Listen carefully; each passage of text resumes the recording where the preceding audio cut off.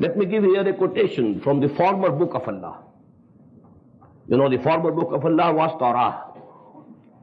And there is the prophecy of this Quran and Muhammad sallallahu alayhi wa sallam, both.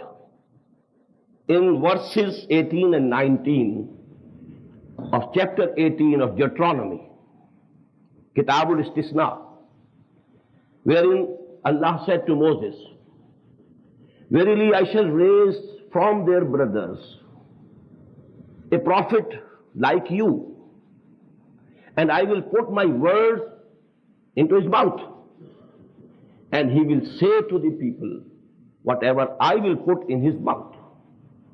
So now, who were the brothers of Bani Israel? Surely they were Bani Ismail. I will raise from their brothers. Actually, these are the two branches of the progeny of Ibrahim alayhi salatu wasalam.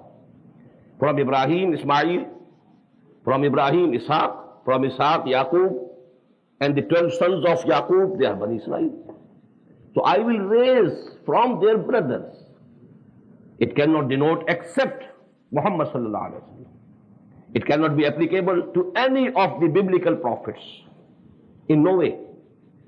So this prophecy is very important, because it is confirming the position of Muhammad sallallahu alaihi wasallam, as well as that he will deliver the words of Allah. I will put in his mouth my word, and he will say to the people, tell the people whatever I put into his mouth.